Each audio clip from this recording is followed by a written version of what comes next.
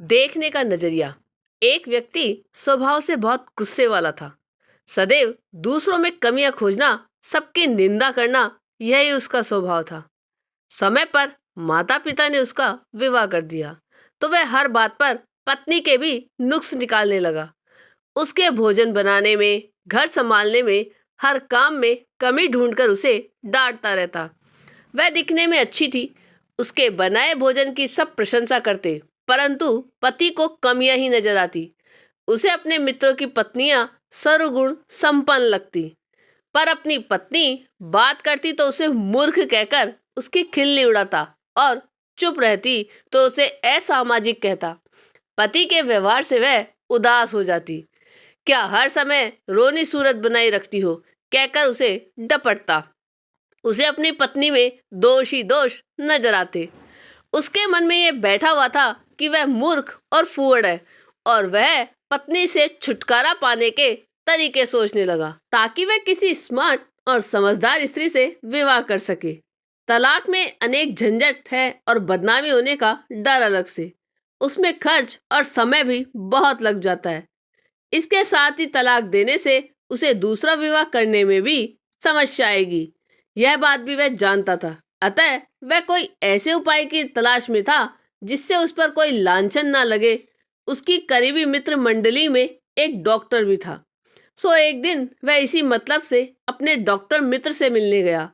उसे अपना राजदार बनाते हुए कहा, कोई ऐसा जहर हो जो धीमा असर करता हो, ताकि किसी को संदेह ना हो और पत्नी से छुटकारा भी मिल जाए। डॉक्टर ने पहले तो समझाने की कोशिश की, परंतु वह अपनी बात पर अड़ा रहा कि उसकी पत्नी सुधर ही नहीं सकती। अंत में डॉक्टर मित्र ने दवा तो दी, परंतु साथ में यह हिदायत भी दी कि इस बीच वह अपनी पत्नी से बहुत अच्छा व्यवहार करे, उसके साथ प्रेम पूर्वक पेश आए, उसके काम की तारीफ करे, मीठे स्वर में बात करे, कभी उसे घुमाने ले जाए और कभी उसके लिए उपहार ले आए। यूं 20-25 दिन बीते होंगे कि पति परेशान सा उसी डॉक्टर मित्र के पास गया और बोला, वह तो पूरी तरह से बदल गई है। भोजन भी अच्छा बनाती है, मीठी बातें भी करती है। हम एक साथ सिनेमा गए और 4 दिन के लिए शिमला भी गए। वहाँ बहुत आनंद आया। ऐसी पत्नी तो मैं चाहता हूँ। मैं उसे किसी भी हालत में खोना नहीं चाहता।